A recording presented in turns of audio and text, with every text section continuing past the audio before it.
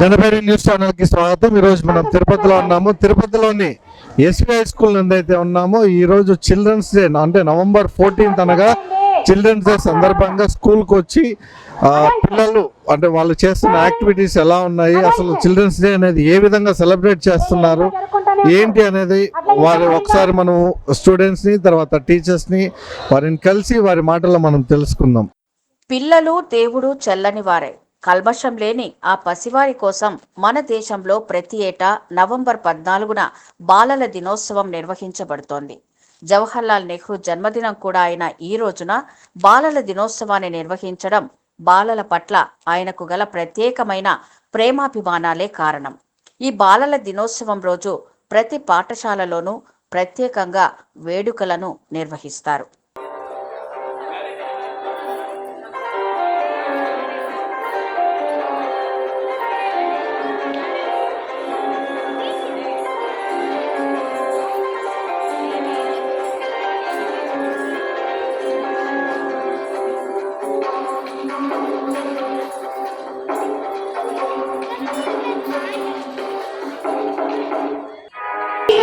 And all my dear friends, my name is Karthika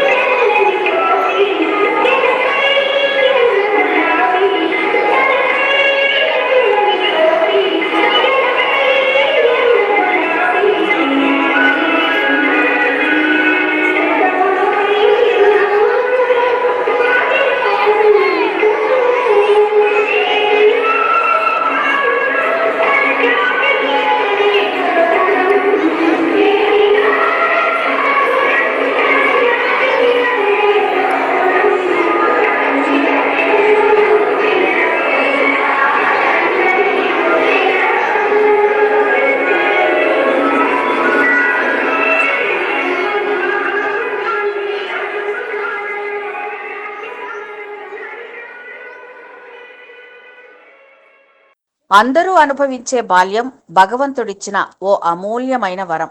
అభం శుభం తెలియని ఆ పసి మనసులు పూతోటలో అప్పుడే పరిమళించిన పువ్వులు. అటువంటి వారి పేరిట బాలల దినోత్సవం వేడుకను నిర్వహించడం వారిలో నూతన ఉత్తేజాన్ని కలిగిస్తుంది. బాలల దినోత్సవంతో పాటు బాల బాలికల శ్రేయస్సు, హక్కుల పరిరక్షణ కోసం అంతర్జాతీయంగా ఎన్నో కార్యక్రమాలను ప్రత్యేకంగా నిర్వహిస్తున్నారు. ఇవన్నీ చిన్నారులకు చేరిన నాడే బాలలకు నిజమైన పండుగ రోజు. ఓం నమో వెంకటేశాయ. జే సంధ్య అనే నేను టీటీడీలోని ఎస్వి హై స్కూల్ ప్రధానోపాధ్యాయులుగా పనిచేస్తున్నాను. నేను ఇక్కడ ఈ పాఠశాలకు వచ్చి ఇది 4వ సంవత్సరం కానున్నదండి. మాకు ప్రతి ఒక్క ప్రోగ్రాం పిల్లలకు సంబంధించినైనా సరే, జాతీయ పండుగలైనా సరే, మా దేవస్థానంలోని ఈవో సారు, జేఓ మేడం మరియు డిఓ సార్ వాళ్ళు మాకు సమ్ అమౌంట్ అనేది దానికి కేటాయిస్తారండి. డెకరేషన్స్కైనా, ప్రైజెస్ డిస్ట్రిబ్యూషన్స్కైనా. ఇప్పుడు మాకు చిల్డ్రన్స్ డేకి 6000 రూపీస్ కేటాయించారు. అది పిల్లల యొక్క డెకరేషన్, వాళ్ళ యొక్క ప్రైజెస్కి కూడాను, స్కూల్ డెకరేషన్స్కి, వాళ్ళ యొక్క అచీవ్మెంట్స్ కావాల్సినటువంటి చాక్లెట్స్ డిస్ట్రిబ్యూషన్ ఎప్పుడు చేసేవాళ్ళము. కానీ ఆ చాక్లెట్స్ అనేది 1 రూపీ 2 రూపీస్తో అవ్వకన్నా నేను ఇక్కడ హెచ్ఎంగా వచ్చినప్పటి నుండి బిస్కెట్ ప్యాకెట్స్ 5 రూపీస్ది మేము ఇస్తున్నాం సార్. Good day biscuits. వాటికి మాకు 2500 రూపీస్ ఖర్చు అయిపోతుంది. నియర్లీ మా స్కూల్లో వచ్చి 629 స్టూడెంట్స్ ఉన్నారు. అంటే 630 అప్రాక్సిమేట్గా. ఇంతమంది స్టూడెంట్స్కి ఇవన్నీ కూడా కేటాయిస్తాము. సర్టిఫికేట్స్ కూడా, అప్రిసియేషన్ సర్టిఫికేట్స్ కూడా ఇవ్వడం జరుగుతుంది. ఇప్పుడు మనము ఎన్నో జాతీయ పండుగలు జరుపుకుంటాం. ఇండిపెండెన్స్ డే అయినా, రిపబ్లిక్ డే అయినా, టీచర్స్ డే అని. కానీ పిల్లలకు వచ్చేటువంటి ఒకే ఒక పండుగ అనేటువంటిది ఈ చిల్డ్రన్స్ డేని. ఈ చిల్డ్రన్స్ డేకి కారణమైనటువంటి వాళ్ళు ఎవరు అని చెప్పేదానికి ముందు, ఎందుకు మనము ఈ చిల్డ్రన్స్ డేని నెహ్రూ యొక్క బర్త్డేగా మనం జరుపుకుంటున్నాము, పుట్టిన దినోత్సవంగా ఎందుకు జరుపుకుంటున్నాము అన్నప్పుడు దానికి కూడా ఒక కారణం ఉందండి. మనకు ఇప్పుడు మనం నవంబర్ 14ని బాలల దినోత్సవంగా జరుపుకుంటున్నాము. కానీ నెహ్రూ గారికి మునుపుగా మనము నవంబర్ 20వ తేదీనే మనము బాలల దినోత్సవంగా ప్రపంచవ్యాప్తంగా జరుపుకునేబడేదన్నమాట. కానీ మనకు జవహర్లాల్ నెహ్రూ ప్రధానమంత్రిగా వచ్చిన తర్వాత అతని అనంతరము అతనికి పిల్లలంటే ఎక్కువ ఇష్టం కాబట్టి, మక్కువ ఉండడం వల్ల అతని యొక్క బర్త్డేని మనము జన్మదినోత్సవం జరుపుకుంటామంటే కాదు, మీరు బాలల దినోత్సవంగా నా యొక్క పుట్టిన దినాన్ని జరుపుకోవాలనేసి ఆయన కోరడమైంది. కాబట్టి ఆయన అనంతరము మనము బాలల దినోత్సవాన్ని నవంబర్ 14 జరపడం జరిగింది. ఫస్ట్ నెహ్రూ గారికి పిల్లలు మాత్రము కాకుండా అతని కోట్లో మనం ఎప్పుడు చూసామంటే చూడదగ్గింది గులాబీ. ఎందుకు ఆయనకి గులాబీ అంటే ఇష్టం? గులాబీ అనేది ఎంత సున్నితమైనదో, ఆయన పిల్లల యొక్క మనసును కూడా అంత సున్నితమైనది కాబట్టి ఆయన ఎప్పుడు ఆ యొక్క గులాబీలలో పిల్లల యొక్క సున్నిత మనసుని, పిల్లల యొక్క నవ్వుని చూసుకునేటువంటి వారు. పిల్లల యొక్క సంతోషమే మనము బాలల దినోత్సవం జరుపుకున్నట్టుకు కారణము. ఆ రోజు అనేటువంటిది సంవత్సరం అంతా పిల్లలు మన గురించి మాట్లాడుతూ మన కోసం చదువుకుంటూ ఉంటారు. కానీ ఆ రోజు టీచర్స్ అందరూ కూడా కలుసుకొని పిల్లలకి హ్యాపీగా ఉంచుకోవడమే దాని యొక్క ముఖ్య ఉద్దేశము. ఆ యొక్క పిల్లల దినోత్సవం, ఆ యొక్క రోజా పువ్వు కూడా ఒక కథ ఉందండి. అతడు ఒకరోజు వాళ్ళ ఇంటి నుండి వచ్చినప్పుడు ఒక చిన్న బాలిక ఒక రోస్ని తీసుకొస్తుందన్నమాట. మా అమ్మ పెట్టుకోండి అంటుంది. ఎందుకంటే ఆయన్ని చాచా నెహ్రూ అని పిలుస్తారు కాబట్టి, ఆయన పంజాబ్లో ఉండేటువంటి అలహాబాద్లో ఉన్నారు కాబట్టి అక్కడ అమ్మాయి అడిగినప్పుడు ఆయన అంటాడు, నాన్న మీరు అమ్మాయిలు అయితే జడలో పెట్టుకుంటారు, నేను ఈ పూను పెట్టుకొని ఎక్కడ పెట్టుకునేది అన్నప్పుడు ఆ అమ్మాయి అంటుంది, అంకుల్ మీరు వేసుకున్నారు కదా కోటు, ఆ కోట్లో ధరించండి అని. ఆ కోట్లో ధరించి ఆ యొక్క మృదువత్వాన్ని ఆ పిల్లలతో చూసుకుంటాడు ఆయన. చూసుకునేసి అట్లే ఒక మీటింగ్కి వెళ్తారనమాట. అలహాబాద్లో ఒక మీటింగ్కి వెళ్ళినప్పుడు ఆ మీటింగ్ అనంతరము చెప్తారు అక్కడ ఉండేటువంటి వాళ్ళు, సార్ మీ యొక్క మాటలు ఎప్పుడు ఆకర్షణీయంగా ఉంటుంది, కానీ ఈరోజు ఏదో కొత్తగా హోదాగా కనిపించారు, హుందాతనంగా. ఆ హుందా కారణం ఏమని మేము గమనించిన తర్వాత ఆ గులాబీ అని తెలిసింది అని చెప్తారు. ఆ పొగడ్తకు ఆయన ఏమనుకుంటారంటే డెఫినెట్గా రోజు అనంతరం నెక్స్ట్ మీటింగ్స్ అన్నిటి కూడా కంటిన్యూషన్గా ఆయన కోట్లో గులాబీ ధరించడానికి కారణమైంది. దీనికి కారణము ఆ బాలల యొక్క మనస్తత్వం, సున్నితమైన మనస్సు అని కంపారిజన్ చేసుకుంటాను. నెక్స్ట్ ఇంకా ఆయన గురించి చెప్పడము, బాలల దినోత్సవం మాత్రము కాకుండా చాలా కథల్ని కూడా మనం అన్వయించి చెప్పుకున్నామంటే బాలల దినోత్సవం అనేది పిల్లలకి ఒక ఇంపార్టెంట్ నోటీస్, అంటే మెమరీస్ని ఇస్తూ వాళ్ళకి ఇంప్రూవ్మెంట్స్ కావాల్సిన అడ్వైజర్స్ని కూడా ఆయన యొక్క లైఫ్ నుండి ఒక పాఠాలుగా తీసుకోవచ్చు. ఇప్పటి ఉండేటువంటి పొలిటీషియన్స్ మనము ఆస్తుల్ని సంపాదించి పెడతాము, కానీ అటువంటివి ఏది కూడా ఆయన చేయలేదు. దానికి ఒక ఉదాహరణ మనము ఒక్కొక్క దానిగా మనం ఫస్ట్ తెలుపుకుందాం. ఆయన నిజాయితీ అంటే ఏమి, ఏ విధంగా ఆయన ఉన్నారు అంటే ఆయన నిజాయితీకి ఒక ఉదాహరణ. ఒకరోజు ఏమవుతుందంటే ఆయన చైర్మన్గా అలహాబాద్లో ఉన్నప్పుడు అక్కడ కొంతమంది ఆఫీసర్స్ వస్తారు. వచ్చేసి ఏమంటారంటే, సార్ చాలామంది కుళాయి పన్ను అనేది కట్టడం లేదు, దీనికి కారణాలు ఏంటో తెలియడం లేదు, ఏం చేస్తాము అని అడుగుతారు. అడిగినప్పుడు ఆయన ఇచ్చేటువంటి జవాబు ఏమంటే ఎవరెవరు పన్ను కట్టలేదో వాళ్ళని ఆ కొలాయి కనెక్షన్స్ని కట్ చేసేసేయండి అంటారు. అప్పుడు ఆయన అంటాడనమాట, అంటే వాళ్ళ ఆఫీసర్స్ కొంచెం ములుగుతూ ఉంటారు, ఏంది కారణం అని అడిగినప్పుడు, సార్ దీంట్లో జడ్జెస్ ఉన్నారు, పోలీస్ వాళ్ళు ఉన్నారు, దాంతో మాత్రం కన్నా మీ ఇంటిలో కూడా పన్ను కట్టలేదు అని చెప్తారు. మీ ఇంటి వాళ్ళు కూడా పన్ను కట్టలేదంటే నాన్న అయినా మా ఇంటి వాళ్ళైనా బయట వాళ్ళైనా పెద్ద ఆఫీసర్స్ అయినా పేదవాళ్ళైనా న్యాయం అందరికీ ఒకటిగానే ఉండాలి, కాబట్టి మా ఇంటిది కూడా మీరు వాటర్ కనెక్షన్స్ని కట్ చేయండి అనేటువంటి ఒక ఇది ఇచ్చినప్పుడు ఆయనకు నిజాయితీ తెలుస్తుంది, ఆయనకు అందరూ ఒకటే అనే విషయాన్ని మనము దీని ద్వారా తెలుసుకోవచ్చు. దాని తర్వాత ఇంటికి వెళ్ళిన తర్వాత వాళ్ళ తండ్రి కోపిస్తారనమాట, నువ్వు ఎంతైనా మన ఇంటి కనెక్షన్ నా పేరులో ఉందని నీకు తెలుసు కదా, నువ్వు ఎందుకు దాన్ని కట్ చేసా? నాన్న, మన వాళ్ళు కాదు బయట వాళ్ళు కాదు, ఎవరైనా సరే అందరికీ న్యాయం అనేది ఒకటిగానే ఉండాలి అంటే కోపించిన తండ్రి తర్వాత ఆయనను పొగడడం కూడా జరుగుతుంది. ఇంకా దీని తర్వాత ఆయన ఉండేటువంటి ఆఫీసెస్, మనకు ఆయన జైల్లో ఎన్నోసార్లు మనకు స్వాతంత్రం రాకన్నా మునుపు కూడా 1916 నుండి మనకి స్వాతంత్రం వచ్చే 1946 వరకు కూడా ఎన్నో శిరచాలలకు వెళ్ళారు.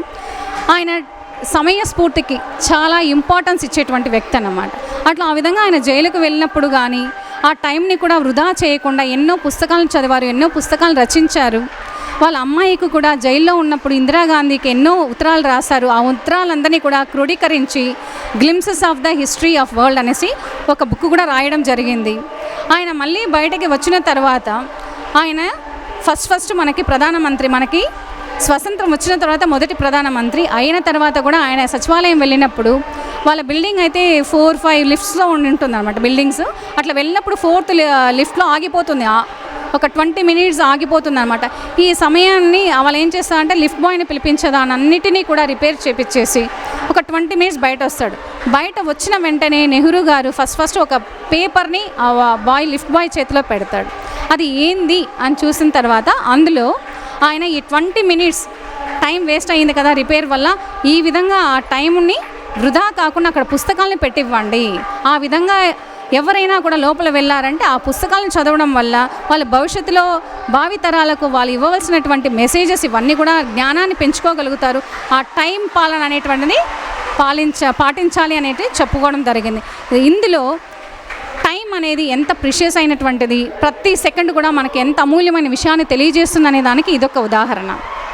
దీంతోపాటు ఆయనకు రాజకీయ జీవితం తీసుకున్నామంటే ఆనంద భవన్ అనేటువంటిది పెద్ద భవనం వాళ్ళకు ఉండేది. ఎందువల్లంటే వాళ్ళ నాన్నగారు జడ్జిగా ఉండడం వల్ల ఎక్కువ సంపాదించారు. కానీ రాజకీయ పరంగా వచ్చిన దానివల్ల తండ్రి కొడుకులు ఇద్దరు కూడా ఆ అమౌంట్ వాళ్ళకు ఉండేటువంటి సొత్తునంతా కూడా జనాలకి ఇవ్వడం కానీ ఎలక్షన్ పరంగా పెట్టుకోవడం కానీ జరిగిందనమాట. వాళ్ళ యొక్క ఆనంద భవనే మళ్ళీ అందరికి ప్రజలకు కావాల్సినట్టు భారత్ పరంగా అయిపోయేసి అక్కడ జరిగే ప్రతి మీటింగ్స్ కూడా ఆ అమౌంట్స్ని కేటాయిస్తూ మీటింగ్స్ అన్నీ కూడా అక్కడే జరిగేటువంటివి. అప్పట్లో వచ్చేటువంటి 1929లో వచ్చినటువంటి మున్నా అనేటువంటి పిక్చర్, ఆయన కేఎస్ అబ్బాస్ అనేటువంటి డైరెక్టర్ విడుదల చేసిన ఆ మున్నా క్యారెక్టర్ని కూడా ఆయన ఇన్స్పిరేషన్గా తీసుకొని ఆ అబ్బాయిని ఇంటికి పిలవడం జరిగింది. ఇందులో ఆ అబ్బాయితో పాటు చాలామంది వచ్చేస్తారు. ఇంటికి వచ్చినప్పుడు ఆయన ఒకే మాట చెప్తాడు, నెహ్రూ గారు ఇందిరాగాంధీని పిలిచి, అమ్మ వీళ్ళకందరికీ కూడా మనము ఏదన్నా భోజనానికి కావాల్సినటువంటి సదుపాయాలు కలిగించాలి కదా, అన్నీ ఉన్నాయా అని అడుగుతాడు. ఈ అబ్బాయికి ఆశ్చర్యం వేస్తుంది, ఆ మున్నాకి, ఇంత పెద్ద ప్రధానమంత్రి గారు ఇంత వచ్చిన జనాలకు పెట్టలేరా అంటే తను చెప్తుంది ఇందిరాగాంధీ, మా నాన్నకు ప్రైమ్ మినిస్టర్గా వచ్చేటువంటి అమౌంట్నంతా మేము ఇక్కడ వచ్చేటువంటి ప్రజలకి బయట కావాల్సినటువంటి మీటింగ్స్కి మా నాన్న ఖర్చు చేయడం జరుగుతుంది, ఇంకా కిరాయి కొట్టుల్లో ఏమున్నాయి, మాకు అప్పులు ఉన్నాయి నాన్న అని చెప్తారు. అంటే దీన్ని బట్టి మనకేం తెలుస్తుంది, ఈ కాలంలో పొలిటికల్ మెంబర్స్ అందరూ కూడా నెక్స్ట్ వారసత్వంగా మనము అన్నిటిని కూడా ప్రాపర్టీస్ చేర్చుకునే కాలంలో ఆయన అంత నిజాయితీగా ఉన్నాడనే దానికి ఉదాహరణ, దీని ఒక ఉదాహరణగా ఆయన మనం తీసి పిల్లలకి చెప్పచ్చు. దీంతో పాటు ఆయన ప్రధానమంత్రిగా అయిన తర్వాత ఫస్ట్ మంచి పోషకాహారాన్ని ఇవ్వాలనుకున్నారు. మన విద్యాతరం కూడా విద్యార్థులందరూ కూడా మంచి విద్యను ఇవ్వాలి. ఎందువల్లనంటే ఇప్పుడు ప్రతి ఒక్క దేశం యొక్క భవిష్యత్తు కూడా తరగతి గదిలోనే నిశ్చయించబడతాయి అనే గట్టి నమ్మకాన్ని కలిగిన రాజకీయవేత్తగా మనం చెప్పచ్చు. మంచి పౌరుడుగా కూడా ఆయన తీసుకునేసి పిల్లలందరూ సున్నితమైనటువంటి భావాలు కలిగినటువంటి విద్యార్థులే. కానీ ఒక స్టేజ్ అని వాళ్ళ అడల్సెన్స్ స్టేజ్కి వచ్చిన వెంటనే కౌమార దశలో కొన్ని మార్పులు జరుగుతాయి. పిల్లలు కొంచెం డైవర్ట్ అవుతారు ఎడ్యుకేషన్. ఆ విధంగా కాకుండా పిల్లలందరూ కూడా చక్కగా ఏ విధంగా చదువుకోవాలి, ఆ కౌమార దశను కూడా మనము ముందుకు ఆక్రమించుకునేసి అధిగమించి మన దేశాన్ని ఏ విధంగా అభివృద్ధి చెందే దేశాల్లో తీసుకురావాలనే దానిపైనే ఆయన ఎన్నో పుస్తకాలు రాయడం జరిగింది. ఎన్నో విషయాల్ని ఆయన వచ్చిన తర్వాత ప్రైమ్ మినిస్టర్గా పిల్లలకి పంచవర్ష ప్రణాళిక రూపకర్తగా ఆయన ఉన్నాడు. మనము స్వతంత్రం వచ్చిన తర్వాత ఒక దశ అనేటువంటిది లేని విధానం వాళ్ళకి కూడా దిశ లేని మన భారతదేశానికి ఒక దశను కానీ దిశను గాను భావితరాలకు అందించినటువంటి మహోన్నతమైనటువంటి ఆయన పుట్టిన దినోత్సవాన్ని ఈరోజు మనం బాలల దినోత్సవంగా జరుపుకోవడంలో గర్వపడుతున్నాము. పిల్లలకి ఇట్టి మంచి సందేశాన్ని అందించటకు నాకు సహకరించినటువంటి థ్యాంక్ యూ ఫర్ జనబేరి. ఓం నమో వెంకటేశాయ. జై భారత్. ఓం నమో వెంకటేశాయ. ఈరోజు ఎస్వైఐ స్కూల్ ప్రాంగణంలో చిల్డ్రన్స్ డే సెలబ్రేషన్ చాలా గ్రాండ్గా సెలబ్రేట్ చేయడం జరిగింది. దీనికి కారణము మన జవహర్లాల్ నెహ్రూ గారు. ఆయన దినోత్సవాన్ని పిల్లల దినోత్సవంగా జరుపుకోవాలని చెప్పినటువంటి గొప్ప వ్యక్తి.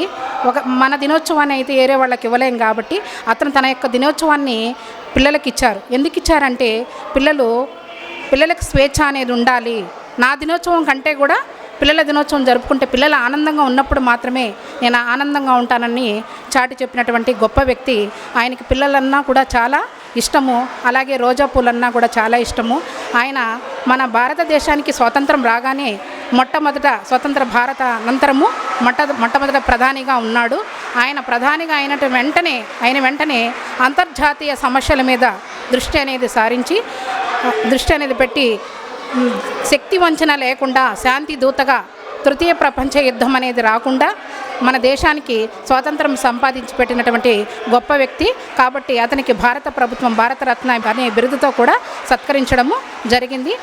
ఎప్పుడైతే మనం పిల్లల యొక్క ఆశయాలను నెరవేరుస్తామో అప్పుడే ఆ మహానుభావుడు పిల్లలకి ఇచ్చినటువంటి దినోత్సవం అనే దానికి అర్థం అనేది ఉంటుంది. పిల్లల యొక్క ఆశయాలను ఎవరూ కూడా వాళ్ళకి భంగం అనేది కలిగించకుండా ఉండాలి. రేపు ఇటువంటి 100 మంది జవహర్లాల్ నెహ్రూని మనం రాబోయే తరంలో చూడాలి. కాబట్టి మనం వాళ్ళ ఆశయాలను అందరూ కూడా దెబ్బతీర్చే విధంగా ఉండకుండా వాళ్ళ యొక్క ఆశయాలు నెరవేర్చవలసినటువంటి బాధ్యత ప్రతి ఒక్కరి మీద ఉందని మనవి చేస్తున్నాను. ఓం నమో వెంకటేశాయ. ఓం నమో వెంకటేశాయ. ఈరోజు చిల్డ్రన్స్ డేని ఘనంగా ఎస్వి హై స్కూల్లో జరుపుకుంటున్నాము. ఈ సెలబ్రేషన్కి ముఖ్య కారణమైనటువంటి నెహ్రూ గారి గురించి కొంచెం మనం తెలుసుకుందాము. నెహ్రూ గారు 1889లో నవంబర్ 14న మోతీలాల్ స్వరూపరాణి దంపతులకు జన్మించారు. ఆయన వ్యక్తి కాదు, మహాశక్తి. ఆయన తీసుకున్న న్యాయవాద వృత్తిలోనే న్యాయం ఉంది. ఆ న్యాయం కోసం ఆయన పోరాడారు. అందుకే బ్రిటిష్ వారికి వ్యతిరేకంగా కూడా పోరాడి మనకి ఈరోజు మనం హ్యాపీగా సెలబ్రేట్ చేసుకుంటున్న ఈ హ్యాపీనెస్కి కారణం కూడా ఆయనలాగా మనం కూడా మంచివి విషయాలన్నీ నేర్చుకోవాలి. అంటే ఆయన్ని మనం 100 సంవత్సరాల ముందు ఎప్పుడో పుట్టిన వ్యక్తిని మనం ఇవాళ తలుచుకోవడానికి ముఖ్య కారణం ఏంటి? ఆయన నా అన్న వర్డ్ని వదిలేసి అందరి కోసం, అంటే అందరంటే మన వాళ్ళని కాదు, దేశంలో ఉన్న అందరి కోసం ఆయన పోరాడారు.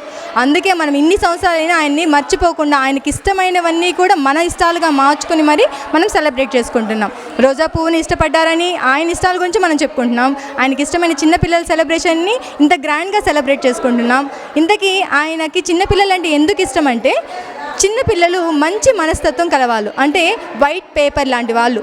ప్రతి ఒక్క దేవుడు కూడా ప్రతి ఒక్క పిల్లవాడికి ఒక మంచి మనసుని ఇస్తాడు, అంటే వైట్ పేపర్ లాంటిది. దాన్ని మనం నిన్న చిల్డ్రన్స్ డే సందర్భంగా డ్రాయింగ్ కాంపిటీషన్ చేసుకున్నాం కదా, అందులో ఎలా చేసాము, చిన్న స్ట్రైక్ అవుట్స్ని కూడా నీట్గా కరెక్షన్ చేసుకుంటూ ఎలా చేసాం, నీట్గా డ్రాయింగ్ వేసి దాన్ని కలరింగ్స్ వేసి ఎక్సలెంట్గా ప్రైజెస్ కూడా గెలుచుకున్నాం కదా. దానికి కష్టపడ్డాం కదా దానికంటే ముందు. అలాగే మన లైఫ్లో కూడా మనం చేసే మిస్టేక్స్ని, చిన్న మిస్టేక్స్ అన్నీ కూడా కరెక్షన్ చేసుకోవాలి.